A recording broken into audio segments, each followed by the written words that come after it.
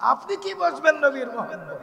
আপনার ইমান তো 10 টাকার কাছে বিক্রি হয়ে যায়, আপনার ইমান তো 1000 টাকায় বিক্রি হয়ে যায়, আপনার ইমান তো 2000 টাকায় বিক্রি হয়ে যায়। আপনি কি বুঝবেন ইমানের কি দাম? ইমান যদি মানুষ বুঝতো, গোটা পৃথিবী তার পায়ের তলে আসবে, তবুও ইমানের ব্যাপারে সে কোনো আপোষ করবে না। আমরা তো 500 টাকায় বিক্রি হয়ে যায়। কারোর ইমান 500 টাকা, কারোর ইমান 5000 টাকার, কারোর ইমান হলো 5 লাখ টাকার, কারোর ইমান হলো 5 কোটি টাকা। 5 লাখ টাকা দিলে ওনারা কিনা যায়, 5 কোটি টাকা দিলে ওনারা কিনা যায়, 5000 টাকা দিলে ওনারা কিনা যায়, 500 টাকা দিলেও অনেকে কিনা যায়। আছে না সমাজে? কিন্তু সাহাবায়ে কেরাম, হযরত আব্দুল্লাহ ইবনে হুযায়ফাকে রোম সম্রাট যখন বন্দী করেছিলেন, তেলের কড়াই সামনে এনে ফুটান্ত লোহার কড়াইয়ে তেল গরম করে ওর ভিতরে একটা পশু ছেড়ে দিলেন। ওই পশু এক মুহূর্তে জ্বলে পুড়ে ছাই হয়ে গেল। বলল, আব্দুল্লাহ, ও আব্দুল্লাহ, আমাকে যদি না মানো, আমার উপরে ঈমান না আনো, এখন এর ভিতরে ছাড়বো। একা মানুষ, গোটা রোম সাম্রাজ্যের দরবারে হাতে পায়ে শিকলি বাঁধা। হযরতে আব্দুল্লাহ ইবনে হুযায়ফা উত্তর দিলেন, ইয়া কালবার রোম, ইয়া কালবার রোম, ইন্না মাই কওমান ইউহিব্বুনাল মাউত কামা ইউহিব্বুনাল আজিমাল খামার। হে রোমের কুকুর, সুবহানাল্লাহ। ওই টাইমে বলতেছেন, হে রোমের কুকুর, রোম সাম্রাজ্য বাদশাকে বলতেছে, হে রোমের কুকুর, তোমরা মদ আর নারীকে যেভাবে ভালোবাসো, আমরা শাহাদাতকে এর থেকে বেশি ভালোবাসি। দুনিয়ার কোন জিনিস যদি অনেক মূল্যবান হয়, অনেক দামি হয়, সেই জিনিসের ব্যাপারে মানুষ অনেক বেশি সতর্ক থাকে, অনেক বেশি হুঁশিয়ার থাকে, অনেক বেশি মানুষ গুরুত্ব দেয়। কারণ জিনিসটা হলো অনেক মূল্যবান, অনেক বেশি দামি। যেই জিনিস যত বেশি দামি, ওই জিনিসকে পাওয়ার আগে মানুষ তত বেশি সতর্ক হয়। মাহে রমজান হলো অনেক বেশি দামি। আল্লাহ রাব্বুল আলামিন দুনিয়ার কোন নবীকে, কোন পয়গম্বরকে, আদম নবী হইতে ঈসা রুহুল্লাহ পর্যন্ত দুনিয়ার কোন মানুষকে আল্লাহ মাহে রমজান দান করেন নাই। আশুরার রমজান ছিল, অন্য অন্য দিনের রোজা ছিল, কিন্তু গোটা একটা মাস আল্লাহ রাব্বুল আলামিন এই রমজান মাস দান করেছেন একমাত্র এই বিশ্ব নবী মুহাম্মদুর রাসূলুল্লাহ রাহমাতুল আলামিনকে এবং তার উম্মতকে। এই রমজান মাসকে বলা হয় কোরআনের মাস। মাহে রমজানকে বলা হয় কোরআনের মাস। আল্লাহ রাব্বুল আলামিন কোরআনুল কারীমের ভিতরে বলেছেন, শাহরুর রমাজান আল্লাযী উনজিলা ফীহিল কোরআন। এই রমজান মাসের পরিচয় হলো যেই মাসে আল্লাহ কোরআন নাযিল করেছেন, এই জন্য রমজানকে বলা হয় কোরআনের মাস। সেই কোরআনুল হাকিম থেকে 2টি আয়াত তেলাওয়াত করেছে। আর হযরতে রাসূল করিম সাল্লাল্লাহু আলাইহি সাল্লামের এমন একখানা হাদিস, বুখারী এবং মুসলিম, হাদিসের সব থেকে বড় কিতাব, সব থেকে গ্রহণযোগ্য কিতাব হলো বুখারী এবং মুসলিম। যেই হাদিসখানা আমি পাঠ করেছি, এই হাদিসখানা বুখারী শরীফের ভিতরে আছে, মুসলিম শরীফের ভিতরে আছে। আর বুখারী এবং মুসলিমের ভিতরে যেই হাদিস আসে, দুটো কিতাবের ভিতরে একই হাদিস আছে, হাদিসের পরিভাষায়, মুহাদ্দিসিনদের পরিভাষায় ওকে বলা হয় মুত্তাফাকুন আলাইহি। যেই হাদিসখানা আমি তেলাওয়াত করছি, এই হাদিস কোনো সাধারণ হাদিস নয়। এই হাদিসখানা বুখারী এবং মুসলিমের হাদিস। আর হাদিসের যিনি রাবি, প্রায় 6,95,000 রাবিগান রাসূলুল্লাহর হাদিস বর্ণনা করেছেন।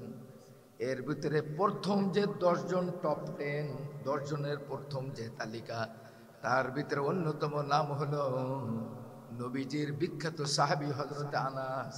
এই হযরত আনাস এই হাদিসখানা বর্ণনা করেছেন। এই হাদিসের শান ও নুজুল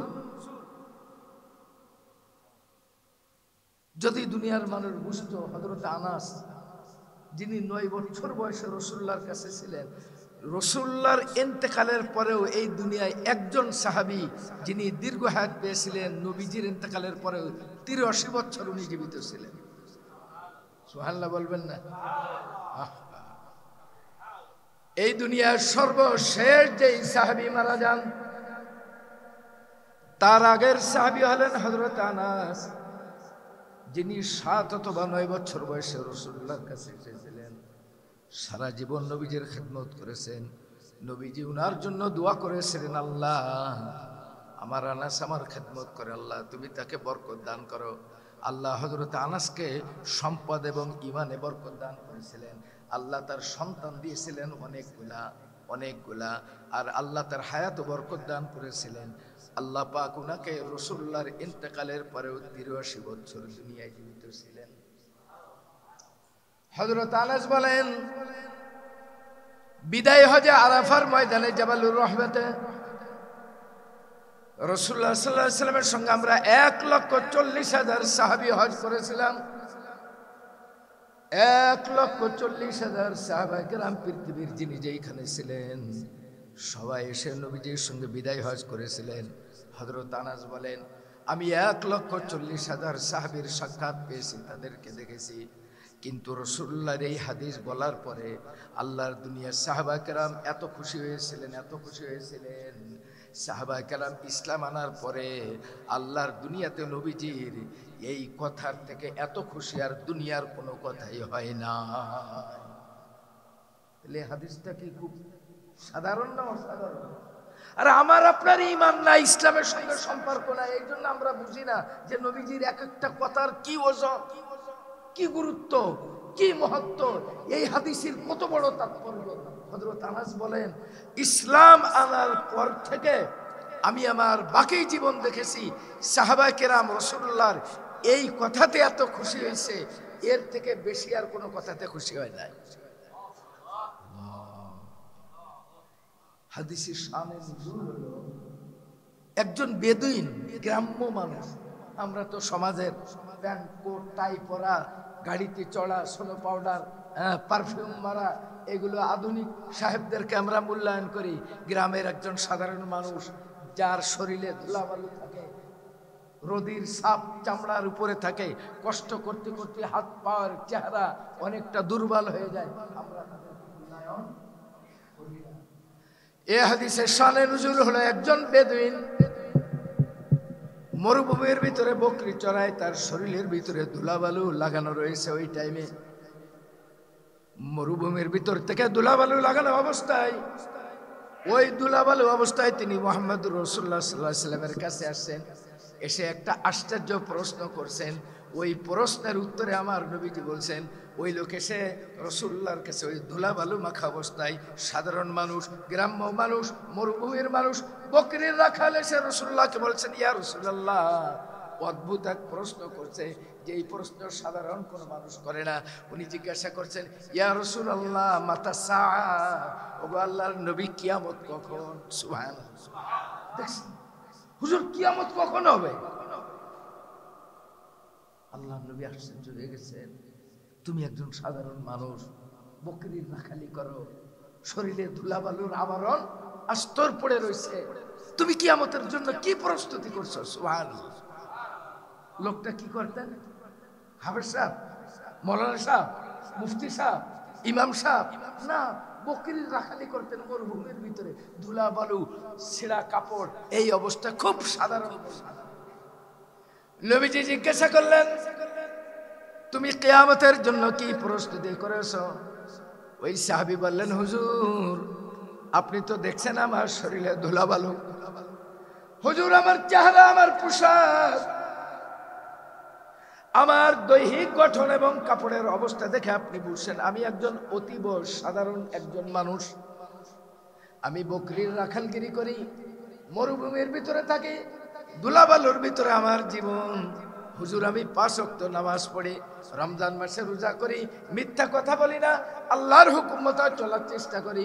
বাকি সময়টুকু আমি হালাল রিজকের জন্য এই মরুভূমির ভিতরে কাজ করি। হুজুর আমার আমল তো বেশি নাই, তবে হুজুর আমার হৃদয়ের ভিতরে একটা আমল আছে, তা হলো আমার হৃদয়টা আমার আল্লাহর নবীর মহব্বতে পূর্ণ। এই হৃদয়ে দুনিয়ার কোনো ভালোবাসার জায়গা না। হুজুর আমার এই ছোট্ট হৃদয়খানা, এই হৃদয়খানা, এখানে শুধু আল্লাহ আর আল্লাহর নবীর ভালোবাসাই পূর্ণ, এখানে আর দ্বিতীয় কাউকে আমি জায়গা দিতে পারি নাই।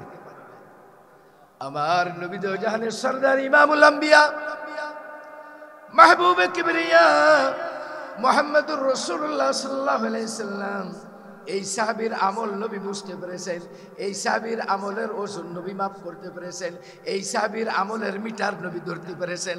আল্লাহর নবী ডাক দিয়ে বললেন, আমার সাহাবী, যদিও তুমি বেদুইন হও, যদিও তুমি সাধারণ মানুষ হও, তোমার শরীরে ধুলাবালু, তুমি মরুভূমির ভিতরে বকরি চড়াও, আল্লাহর নামাজ পড়ো, রোজা করো, শরীয়তের বিধিবিধান মতো চলো, অতিরিক্ত কোনো আমল তোমার নাই, কিন্তু তোমার হৃদয়টা আল্লাহ এবং আল্লাহর নবীর মহব্বতে পূর্ণ।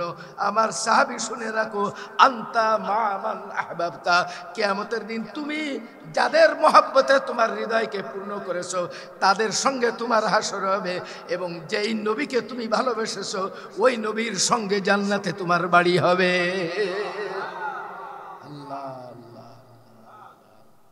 यारे अगर यार नबाशद यार हरगज यार नीस,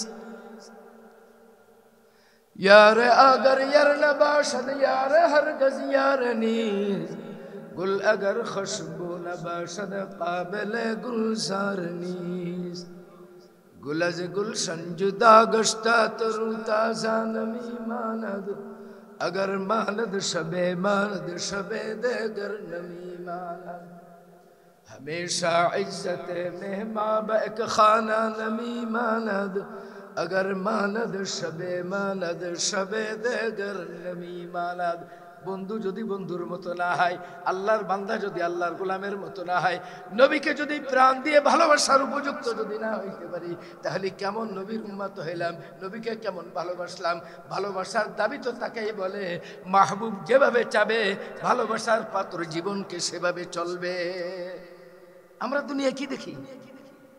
একটা দল, একটা গোষ্ঠীকে যদি আমরা ভালোবাসি, তাদের গেঞ্জির ব্যানার শরীরে লাগায় না লাগায়, তাদের ক্যাপের ব্যানার, তাদের যে ম্যানুফেস্ট, তাদের যে ব্যানার, ওই টুপিটাও সেখানে লাগায়। আমি অমুক দলের সাপোর্টার, অমুক দলের ভক্ত, অমুক দলের অনুসারী, টুপিতে লাগায়, জামাতে লাগায়, ঘরে লাগায়, বাড়িতে লাগায়, অফিসে লাগায়, এই জন্য লাগায়, প্রমাণ দিই আমি এদেরকে ভালোবাসি, আমি এই দলের লোক। ঠিক মুহাম্মদ রাসূলুল্লাহ আর আল্লাহকে যারা ভালোবাসবে তাদের পোশাকে, সিরাতে, সুরাতে, ঘরে বাইরে, ভিতরে বাইরে সব সময় নিদর্শন থাকবে আল্লাহর হুকুম, রাসূলুল্লাহর সুন্নাহ। এটা হবে প্রমাণ। এইবার হাদিসের মধ্যে হযরত আনাস বলেন, আল্লাহর নবী যখন এই কথা বললেন, তুমি যাকে মহব্বত করো, ভালোবাসো, আল্লাহ যেন আমাদের হৃদয়ে নবীজির মহব্বতে আল্লাহ যেন পূর্ণ করে দেন। জোরে বলবেন না আমিন?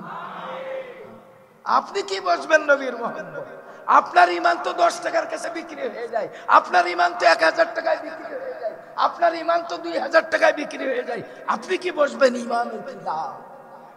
ঈমান যদি মানুষ বুঝতো, গোটা পৃথিবী তার পায়ের তলে আসবে, তবুও ঈমানের ব্যাপারে সে কোনো আপোষ করবে না।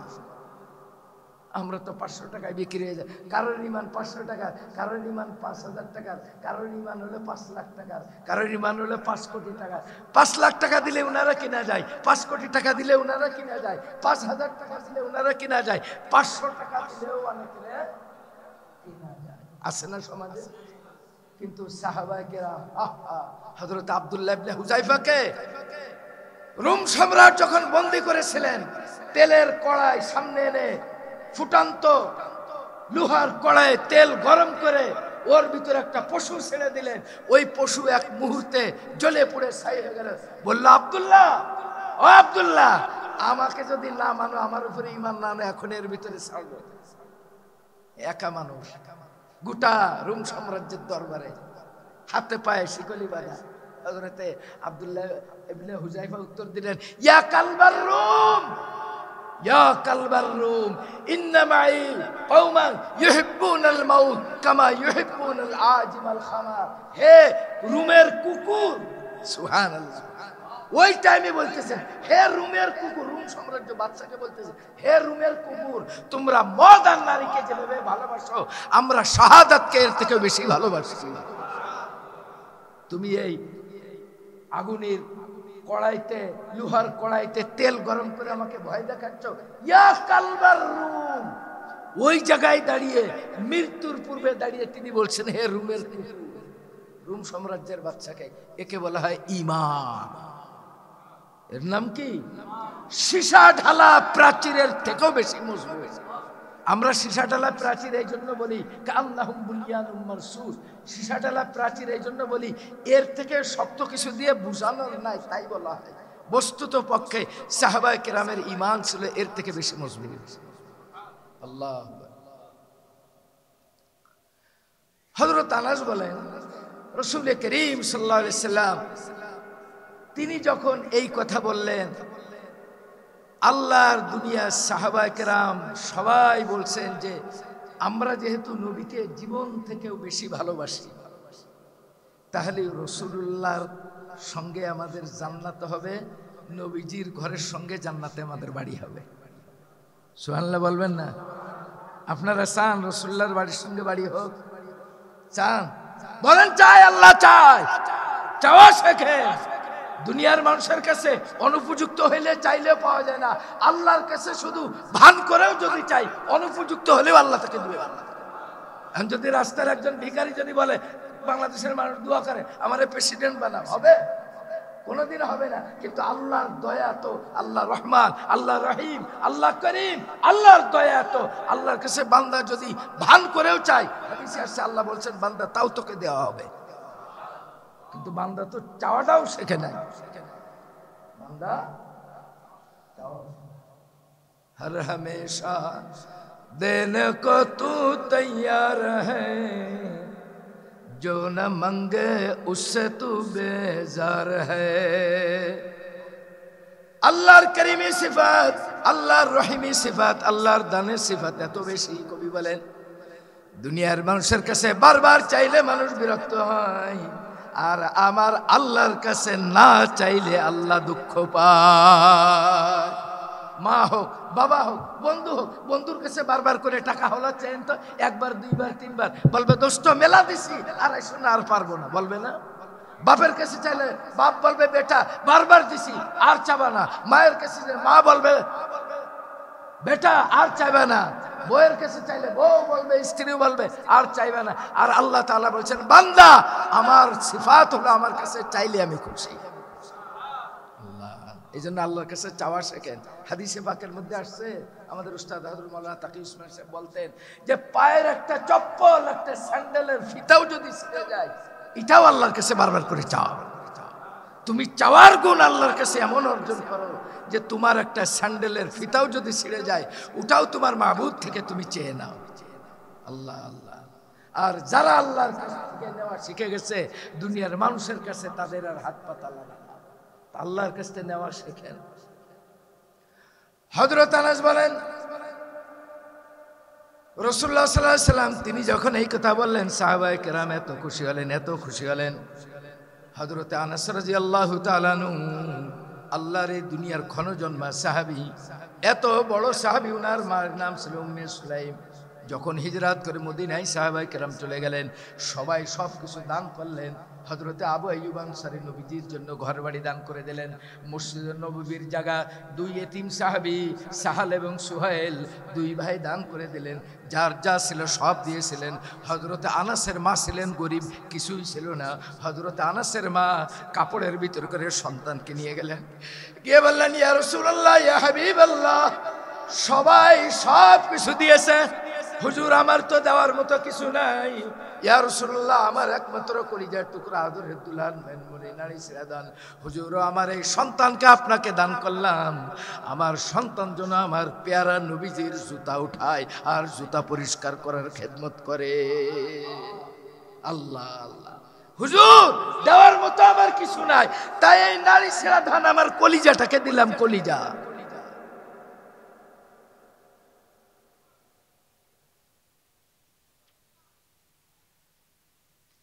হযরত আনাস রাদিয়াল্লাহু তাআলা আনহু তিনি বলেন, সাহাবা কেরাম এই কথা শোনার পরে এত খুশি হয়েছেন।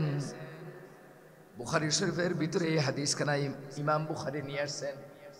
এই মহামূল্যবান হাদিসখানা ইমামে মুসলিম রাহমাতুল্লাহ মুসলিম শরীফের মধ্যে নিয়ে আসছেন। ইমাম ইবনে হাজার আসকালানী রহমতুল্লাহি আলাইহি, ইমাম বদরুদ্দিন আইনি রহমতুল্লাহ ফাতুল বারী, ইমাম ইবনে হাজার আসকালানী রহমতুল্লাহ আলাইহি কাশফুল বারী এবং ইমাম কুস্তালানী রহমতুল্লাহ আলাইহি যারা বুখারী শরীফের ব্যাখ্যা লিখেছেন, জগৎ বিখ্যাত মুহাদ্দিসিনগণ, এই হাদিসের ব্যাখ্যায় তিনারা একটা উপসংহার টেনেছেন, একটা জিস্ট এনেছেন, একটা সারসংক্ষেপ এনেছেন। তার মর্ম হলো একজন সাধারণ মুমিনের ঈমান ইবাদত যদি কম হয়, হৃদয়ের ভিতরে যদি আল্লাহ আল্লাহর নবীর পরিপূর্ণ মহব্বত থাকে, এটা হবে আখিরাতে তার বাঁচার সবথেকে বড় মাধ্যম। সুবহানাল্লাহ। আল্লাহ পাক আল্লাহর প্রেম, রাসূলুল্লাহর ইশক ও সুন্নাহ আমাদেরকে আমল করার তৌফিক দান করুন। কোরআনুল কারীমের যে আয়াতে কারিমা আমি তেলাওয়াত করেছি, শুরুর দিকে সূরাতুন নিসার 69 নম্বর আয়াত, ওমান ইউতিল্লাহ ওয়া রাসূলা ফাউলাইকা মা'আল্লাযীনা আন'আমা আল্লাহু আলাইহিম মিনান নাবিয়্যিন ওয়াস-সিদ্দীকিন ওয়াশ-শুহাদা ওয়াস-সালিহিন ওয়া হাসুনা উলাইকা রাফিকা। আল্লাহ রাব্বুল আলামিন এই আয়াতের শানে নুজুল ইমাম ইবনে কাসির রাহমাতুল্লাহ আলাইহি লেখেন, আল্লাহর নবী যখন মক্কা থেকে হিজরত করে মদিনায় চলে গেলেন, মসজিদে কুবাতে আল্লাহর নবী 15 দিন ছিলেন। এরপরে মূল মসজিদে নববীতে আবু আইয়ুব আনসারী রাদিয়াল্লাহু তাআলা বাড়িতে গেলেন। যখন নবীজি মসজিদে কুবায়, ওই মসজিদে কুবার ভিতরে অনেক লোক নতুন মুসলমান হয়েছিল। তার ভিতরে একজন ছিল ইহুদি, বহুত বড় আলেম। উনি মনে মনে 101টা প্রশ্ন তৈরি করে এনেছিলেন।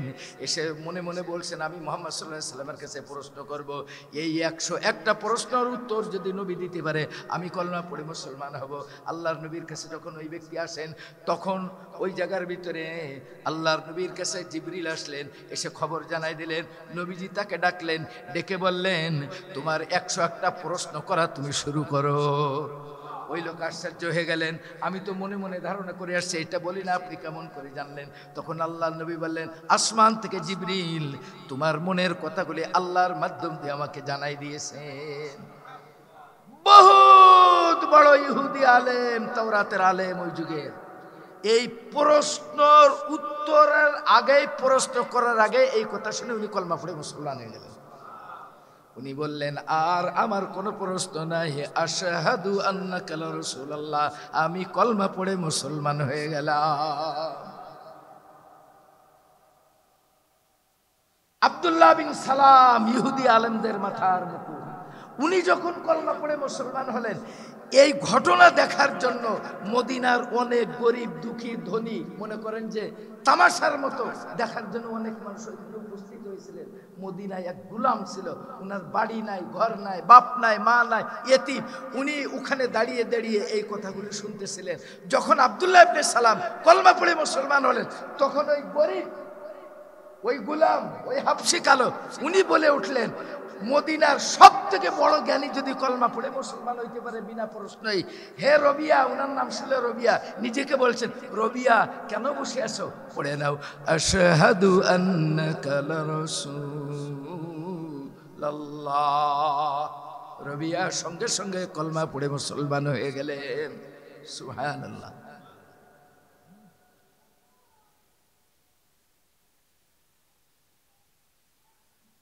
গোলাম মুসলমান হলেন, আর মদিনার সব থেকে বড় ধনী এইবারে গোলাম। রাসূলুল্লাহ ডাক দিলেন, জিজ্ঞাসা করলেন, তোমার বাড়ি কোথায়, ঘর কোথায়, বাড়ি কোথায়, কি পরিচয়? সাহাবীর নাম হলো রবিয়া বিন কাব আল আসলামী। আল্লাহর এই দুনিয়ার ক্ষণজন্মা সাহাবী ছিলেন। উনার বাড়ি ছিল ইথিওপিয়াতে, হযরতে বিলালের সেই দেশে। আফ্রিকান, কালো ছিলেন, গরিব ছিলেন, এতিম ছিলেন। মদিনায় কোনো ঠাই ছিল না, মানুষের বাড়িতে কাজ করতেন আর মানুষের ঘরের বাইরে বারান্দায় জীবন কাটাইতেন। আল্লাহর নবী উনি যখন কলমা পড়ে মুসলমান হলেন, তখন রাসূলুল্লাহ সাল্লাল্লাহু আলাইহি সাল্লাম বললেন, তুমি যদি এখন তোমার ইহুদি মনিবের বাড়িতে যাও কাজ করার জন্য, তিনি তোমাকে জুলুম করবে, তুমি যেও না, তুমি আমার কাছেই থাকো। ওই দিন থেকে তিনি রাসূলুল্লাহর সঙ্গে থাকতে লাগলেন। সুবহানাল্লাহ। হঠাৎ করে একদিন নবীজি খোঁজ করে পায় না রবিয়াকে। মদিনার শীতের রাত, যারা ঠান্ডা -ডিগ্রির দেশ যারা গিয়েছেন, সফর করেছেন, যেমন মনে করেন সাইপ্রাস আছে, ঠান্ডার দেশ, রাশি আছে, ঠান্ডার দেশ।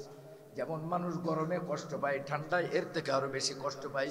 মদিনায় ওই সময় ছিল অনেক ঠান্ডা। একদিন গভীর রজনীতে রাসূলুল্লাহ সাল্লাল্লাহু আলাইহি সাল্লাম ঘরের দরজা খুলছেন, নবীজি ঘরের দরজা খুলে যেখানে ছিলেন বাইরে তাকায় দেখেন একজন ব্যক্তি শীতের ভিতরে থরথর করে কাঁপতে আছেন, রক্ত জমাট হয়ে গেছে, এখনই মনে হয় মারা যাবেন। নবীজি জিজ্ঞাসা করলেন তুমি কে? এখন উনি ডাক দিয়ে বলছেন হুজুর আমি আপনার গোলাম, আমি হলাম নতুন মুসলমান রবিয়া। নবীজি বললেন তুমি এইখানে কেন পড়ে রয়েছো? তুমি তো মারা যাবে, তোমার রক্তগুলা বরফ হয়ে যাবে, তোমার শরীর হিম হয়ে গেছে, তুমি তো আর বাঁচবে না। হযরত রবিয়া বললেন হুজুর আপনি তো আমাকে এইখানে থাকতে বলেছেন, কিন্তু আসলে তো আমার কোনো থাকার জায়গা নাই, আমার কোনো জায়গা নাই, তাই আপনি যখন ঘুমিয়ে যান আপনার ঘরের বাইরে বসে আমি এইখানে বসে থেকে এই জন্য আমার নবী রাতের অন্ধকারে কখন উঠবে আমার রাসূলুল্লাহকে দেখে আমার কলিজাটা আমি শীতল করব। হুজুর আপনারে এক নজর দেখার লাইগা, একাকি দেখার লাইগা, নিরালায় দেখার জন্য, নির্জনে দেখার জন্য, প্রাণ ভরে দেখার জন্য, হৃদয় ভরে দেখার জন্য আমি এইখানে বসে আছি। আল্লাহর নবী তিনি সঙ্গে সঙ্গে রাসূলুল্লাহ সাল্লাল্লাহু আলাইহি ওয়াসাল্লাম বুকের সঙ্গে জড়িয়ে ধরলেন। হাদিসের মধ্যে আসছে আল্লাহর নবী বুকের সঙ্গে জড়িয়ে ধরে নবীজির শরীরের তাপে তাকে একটু উষ্ণতা দান করলেন এবং কাপড় দিলেন।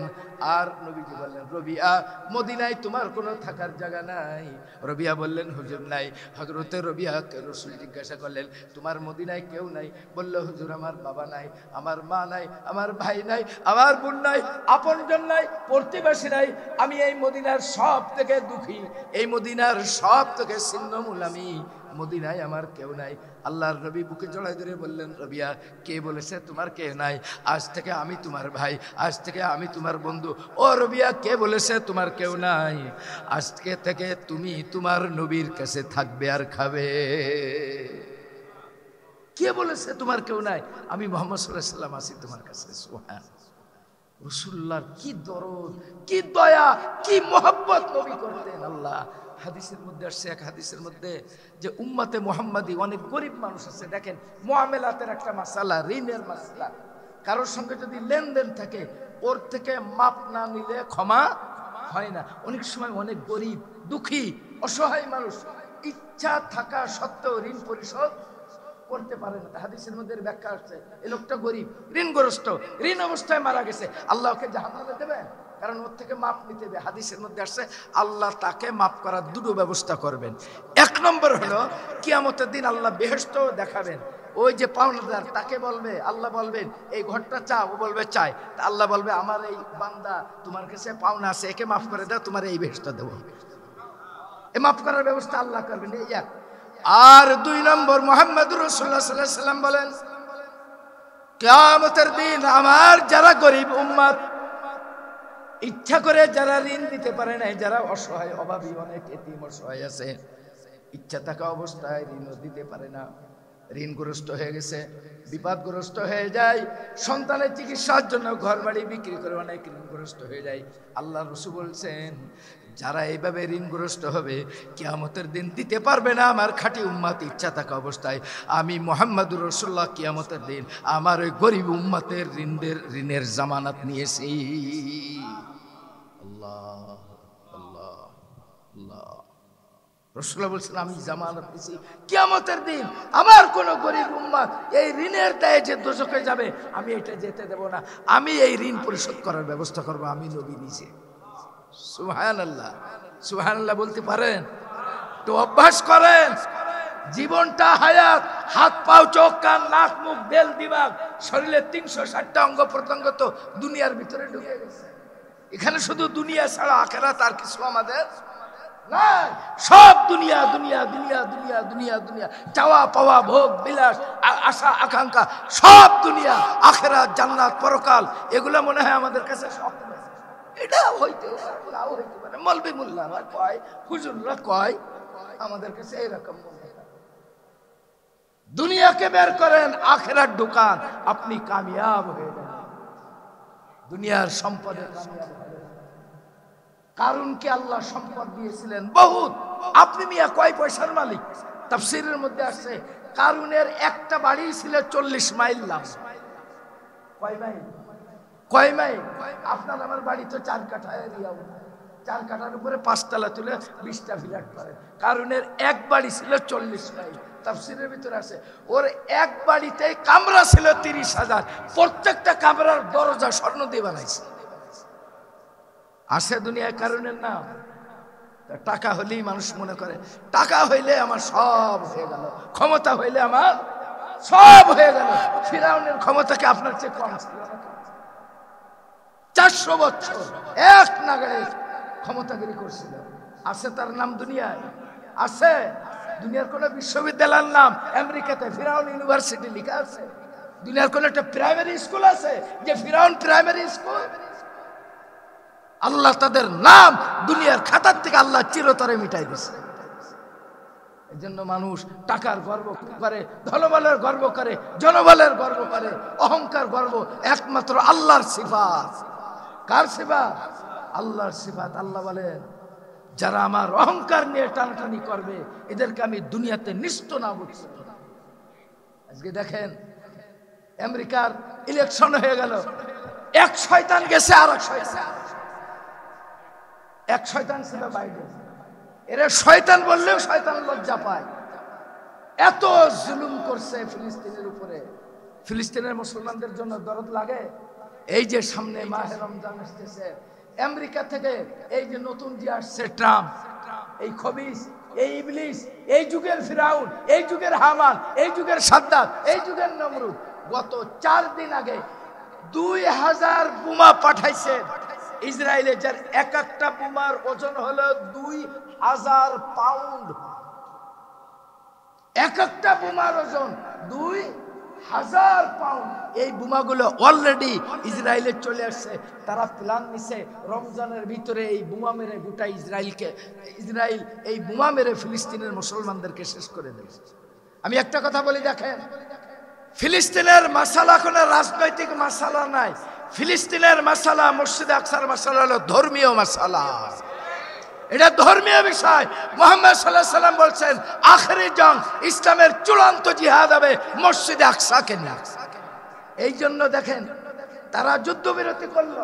যুদ্ধবিরতি করে কি করলো? এখন বলছে যে গাজার মুসলমানদেরকে সব নিয়ে যাও মিশরে, জর্ডানে নিয়ে যাও, আমরা ওখানে আধুনিক নগরী, সিটি এবং পর্যটন নগরী কিনবো। আরে মিয়া, বাড়ি হলো মুসলমানদের। তুমি মিয়া ট্রাম্পকে মুসলমানদের এই অস্তিত্ব আজ 70 বছর যারা রক্ত দিচ্ছে তাদের মাতৃভূমি ত্যাগ করার জন্য।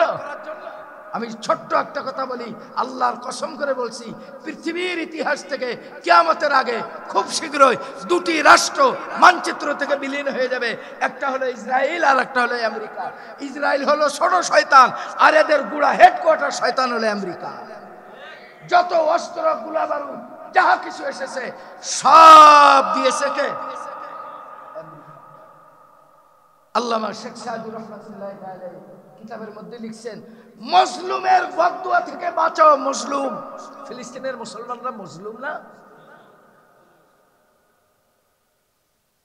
बेहतर सजा है मजलूमा के हंगामे दुआ कर दल, बेहतर सजा है मजलूमा के हंगामे दुआ कर दल, इजाबत अज दरे हक बहर इस्तगबाल मी आयाद, इजाबत अज दरे हक बहर इस्तगबाल मी आयाद। किताबेर मध्य लेखें তুমি মজলুমের বদদুয়া নিও না, মজলুমের আহ নিও না, মজলুমের চোখের পানি নিও না। কারণ মজলুমের একটা আহের দাম, মজলুমের একটা চোখের পানি, মজলুমের বদদুয়া এত বড় ভয়ঙ্কর, মজলুমের বেদনার আওয়াজ এত বড় মারাত্মক, মজলুমের নিঃশ্বাস, মজলুমের দীর্ঘ নিঃশ্বাস এত বড় বিষাক্ত। আল্লাহ রাব্বুল আলামিন যখন কোনো মজলুম আহ বলে তখন ওই মজলুমের বদদুয়া আল্লাহর আরশ পর্যন্ত পৌঁছতে কোনো পর্দা থাকে না। बेहतर सजा है मजलूमा, बेहतर सजा है मजलूमा के हंगामे दुआ कर दं, इजाबत अज दरे हक बहर इस्तगबाल मी आयात।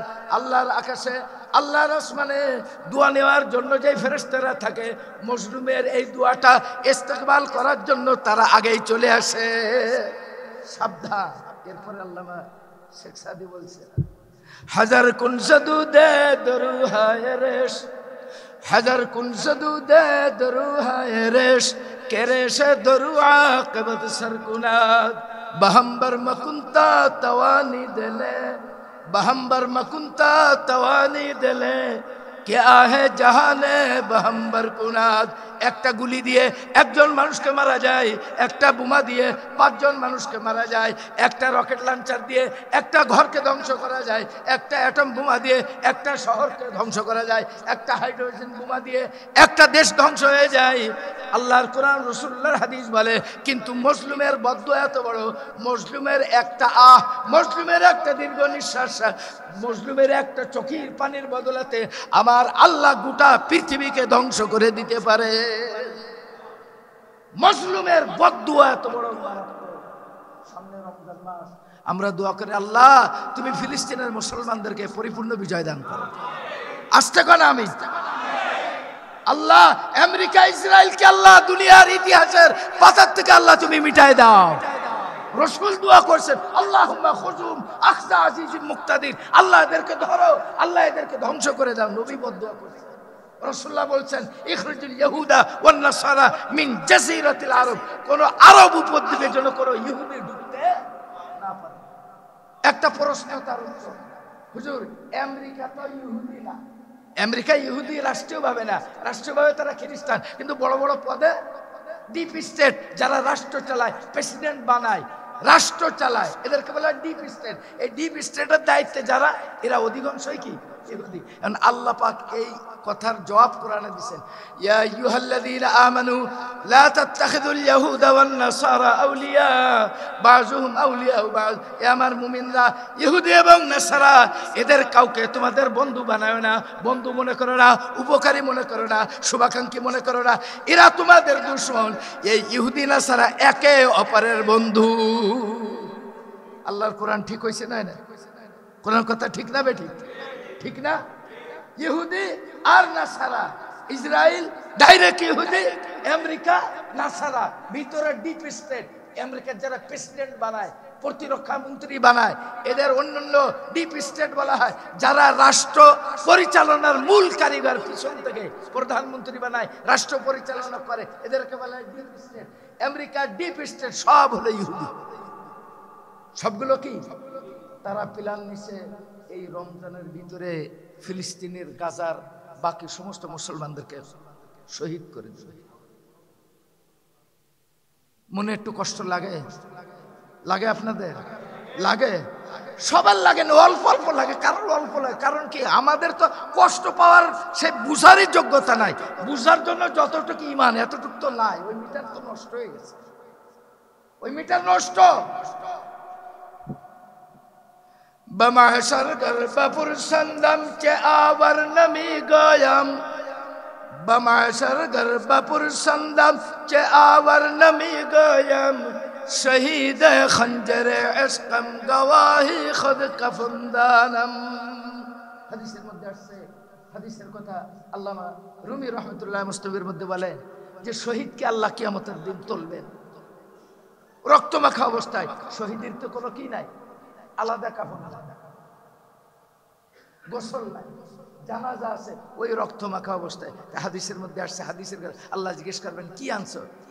বামাহশর গর্ভপুর সন্দাম, বামাহশর গর্ভপুর সন্দাম চে আওয়ার নমি গোয়াম, শহীদ খঞ্জরে ইশকম গওয়াহি খুদ কফনদানম। আল্লাহকে বলবেন আল্লাহ শহীদের সঙ্গে আল্লাহর অভিমানের কথা হবে। শহীদরা আল্লাহর সঙ্গে অভিমান করে কথা কবে কিয়ামতের দিন। আমলনামা তো জিজ্ঞাসা হবে, আল্লাহ জিজ্ঞেস করবেন কি আনছো? তো শহীদ বলবেন আল্লাহ কি আনছি জানি না, আল্লাহ আমার কাফনরা জিজ্ঞেস করবে। সুবহানাল্লাহ বলবেন না? জোরে বলবেন না সুবহানাল্লাহ? আরে আমার আপনার বাজারের কাফন নাই, আর শহীদের রক্ত মাখা কাপড় হলো কাফন। শহীদ খঞ্জরে ইশকম, শহীদ খঞ্জরে ইশকম গওয়াহি খুদ কফনদানম। শহীদ বলবেন আল্লাহ কেন আমাকে আপনি জিজ্ঞাসা করছেন? আল্লাহ আমার এই রক্ত মাখা কাপড় কি আপনি দেখেন না? আল্লাহ আমার এই রক্ত মাখা কাপড়, আল্লাহ আমার ক্ষত বিক্ষত আমার এই দেহ, আল্লাহ আমার জীবনটাই তো আপনার প্রেমে আমি উৎসর্গ করেছিলাম। আমাকে জিজ্ঞাসা করেন না, আমার কাপড়কে জিজ্ঞাসা করেন। তখন আল্লাহ রাব্বুল আলামিন বলবেন, ও আমার শহীদ, তোমাকে প্রশ্ন করার উদ্দেশ্য ছিল না, আমি এই প্রশ্ন করব, আমার ভালোবাসার এই উত্তর দিবা। আল্লাহ রাব্বুল আলামিন জান্নাতীদেরকে বেহেশতের ভিতরে শুক্রবারে একদিন আমার দিদার দেব।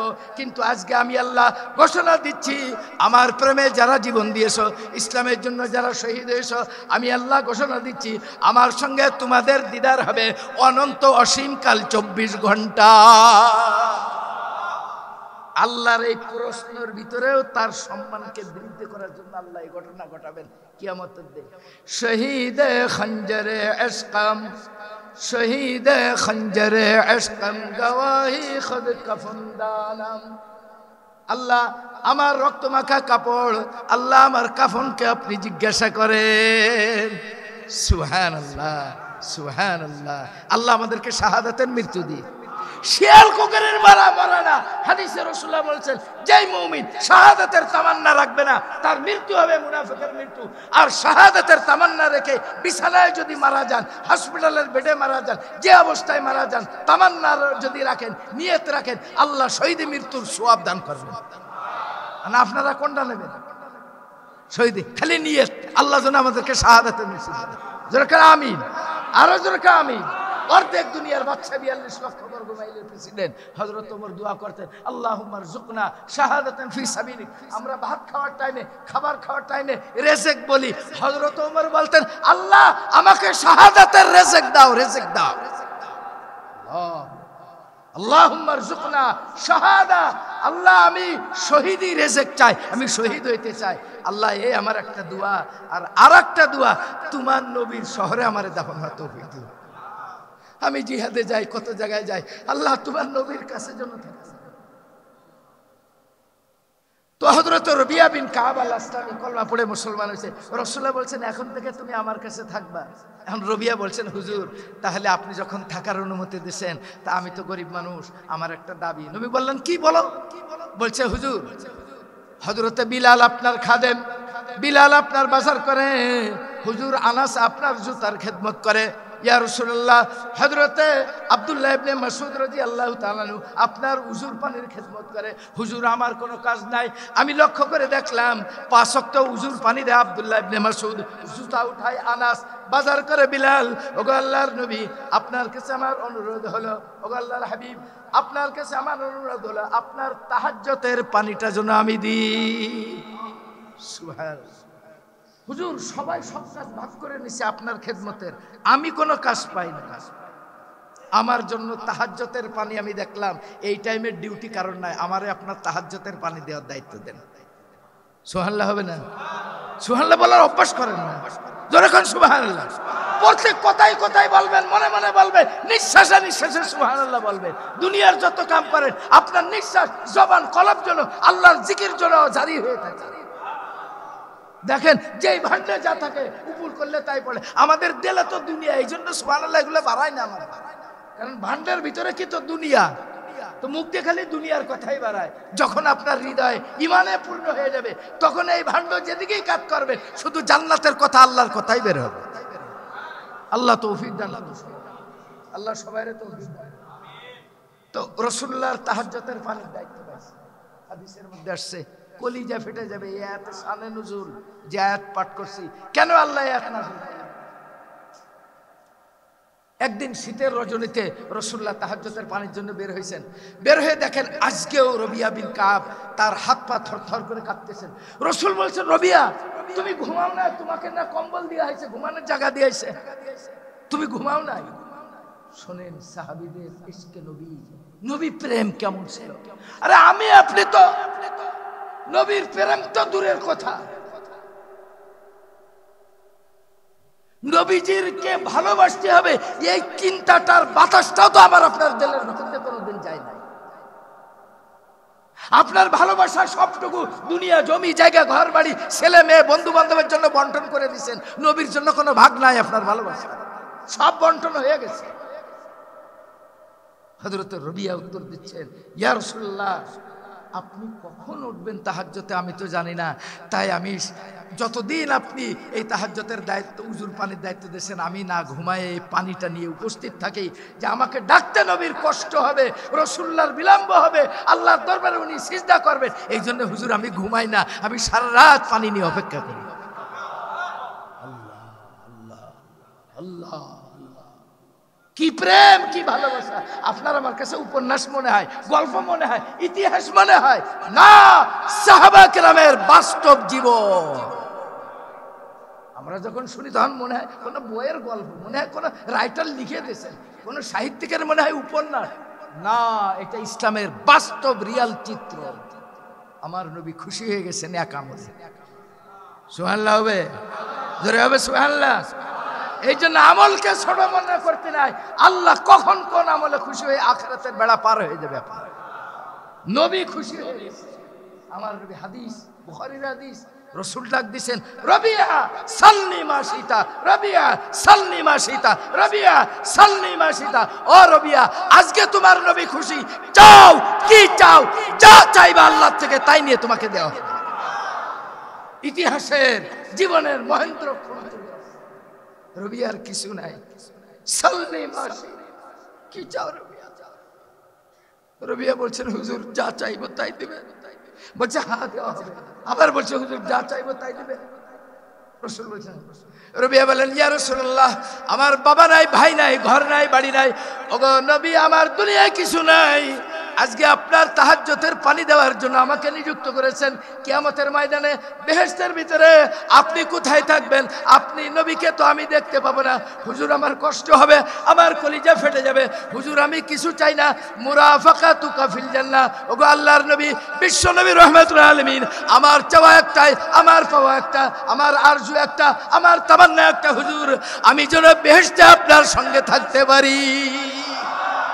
আল্লাহ আল্লাহ আল্লাহ আল্লাহ আল্লাহ আল্লাহ আল্লাহ। হযরত রবিয়া বলতেছে, রাসূলুল্লাহ কাঁদতেছেন। জিবরিল আমিন কোরআনের আয়াত দিয়ে নাযিল হয়ে গেলেন, ওমাইয়ুতিল্লাহ ওয়ার রাসূল ফাউলাইকা মাআল্লাযিনা আনআমা আল্লাহু আলাইহিম মিনান নাবিয়্যিন ওয়াস সিদ্দীকিন ওয়াশ শুহাদা ওয়াস সালিহিন ওয়া হাসুনা উলাইকা রাফিকা। যারা আল্লাহকে ভালোবাসবে, রাসূলুল্লাহর ইতাআত করবে, তাদেরকে আল্লাহ পাক পরকালে বন্ধু বানাবেন, সহযোগী বানাবেন, ঘরবাড়ি দিবেন, অবস্থান করাবেন, তাদের জান্নাতের ভিতরে জায়গা দিবেন নবী, সিদ্দিক, শুহাদা, সালিহিনদের সঙ্গে। হযরত রবিয়া বলেন, হুজুর আমার আর চাওয়া পাওয়ার কিছু নাই, হুজুর আমার দুনিয়ায় আর কোনো দুঃখ নাই। আজকে আমি রবিয়া সব থেকে কামিয়াব। হুজুর আমার আর দুনিয়ার চাওয়া পাওয়া কিছু নাই, আমি যেমন দুনিয়াতে আমার নবীকে পাই, আপনি কাল কিয়ামতের ময়দানের পরে জান্নাতে চলে যাবেন, নবীদের সঙ্গে থাকবেন, আল্লাহর দিদারে থাকবেন। আমার মতো এই নাদান, আমার মতো এই গরিব দুঃখী কেমন করে আপনাকে আমি দেখব? এই জন্য আমার দিলে একটাই চাওয়া পাওয়া, আমি যেন জান্নাতে আমার নবীর সঙ্গে থাকতে পারি। আব্দুল্লাহ ইবনে মাসউদ, সাহাবীদের বিখ্যাত সাহাবী, বহুত বড় ফকিহ সাহাবী, ওইখানে বসা আব্দুল্লাহ ইবনে মাসউদের ঘটনা শুনতেছে। উনি কেঁদে আল্লাহর কাছে হাত তুলছেন, আল্লাহুম্মা ইন্নী আসআলুকা ঈমানান লা ইয়ারতাদু ওয়া নাঈমান লা ইয়ানফাদু ওয়া মুরাফাকাতুকা ফিল জান্নাহ। আব্দুল্লাহ ইবনে মাসউদ দোয়া করতেছেন, আল্লাহ রবিয়া তো পার পেয়ে গেল, আল্লাহ আমার জন্য তো এমন হবে না। আল্লাহ আমি দোয়া করি আমাকে এমন ঈমান দাও যে ঈমান ছিনিয়ে নেওয়া হবে না। আমার ঈমানকে মজবুত ঈমান দাও, অটল ঈমান দাও, সাবেত কদম ঈমান দাও। আর আল্লাহ তুমি আমাকে জান্নাতে তোমার নবীর সঙ্গে ঘর দিও। রাসূলুল্লাহ আসছেন, কি দোয়া করছো মনে মনে? সুবহানাল্লাহ, মনে মনে বলছেন নবী। আব্দুল্লাহ ইবনে মাসউদ কাঁদতেছেন, বলছে হুজুর রবিয়ার ঘটনা দেখে আমার হৃদয় ফেটে যাচ্ছে, তাই আমি আল্লাহর কাছে মনে মনে বলছি, আল্লাহ রবিয়ার মতো জান্নাতে আমাকে আমার নবীর সঙ্গে ঘর দিও। আল্লাহ রাসূল বললেন, ও আব্দুল্লাহ ইবনে মাসউদ, তোমার জবান থেকে এই কথা বের হওয়ার সঙ্গে আরশে মঞ্জুর হয়ে গেছে।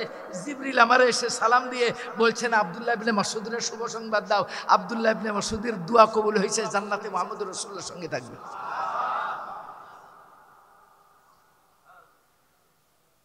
এই হাদিসের ব্যাখ্যার ভিতরে আছে কিয়ামত পর্যন্ত যত উম্মত আল্লাহুম্মা ইন্নী আসআলুকা ঈমানান লা ইয়ারতাদ্দু ওয়া নাঈমান লা ইয়ানফাদু ওয়া মুরাফাকাতুকা ফিল জান্নাহ মুহাম্মাদুন সাল্লাল্লাহু আলাইহি সাল্লাম, এই দোয়া করবে তাহাজ্জুদের নামাজের সিজদায়।